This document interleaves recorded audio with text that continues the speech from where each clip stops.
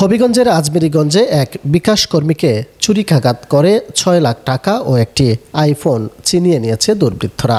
বুধবার সন্ধ্যায় উপজেলার জলসুখা ইউনিয়নের শরীফউদ্দিন সড়কের পিটাবাড়ি এলাকায় এ ঘটনা ঘটে।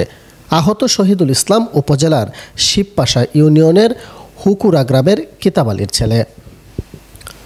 শহীদুল ইসলাম জলসুখা বাজারের বিকাশ এজেন্টের লেনদেন শেষে নোয়াগড় বাজারের উদ্দেশ্যে রওনা দেন। পথিমধ্যে ৪ যুবক তাকে আটকে ২ হাত ও ২ পায়ে ছুরিকাঘাত করে। ছিনতাইকারীরা তার কাছ থেকে ৬ লাখ টাকা এবং একটি মোবাইল ফোন নিয়ে পালিয়ে যায়। গুরুতর আহত অবস্থায় অচেতন হয়ে রাস্তার পাশে পড়ে থাকেন শহীদুল।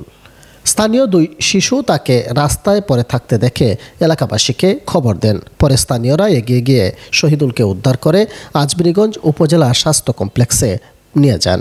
সেখানে প্রাথমিক চিকিৎসা দিয়ে তাকে হবিগঞ্জ সদর হাসপাতালে পাঠানো হয়।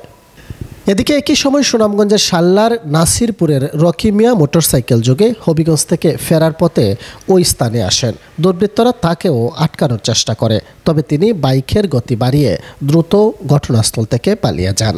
আজমেরীগঞ্জ উপজেলা স্বাস্থ্য কমপ্লেক্সের চিকিৎসক শরীফ মোহাম্মদ আবদুল্লাহ জানান, শহীদুলের ২ হাত ও পায়ে মোট ৮টি ছুরিকাঘাত করা হয়েছে। আজমেরীগঞ্জ থানার ওসি এবিএম মাইদুল হাসান জানান, ঘটনাস্থলে টহল জোরদার করা হয়েছে। অভিযোগ পেলে আইনগত ব্যবস্থা নেওয়া হবে।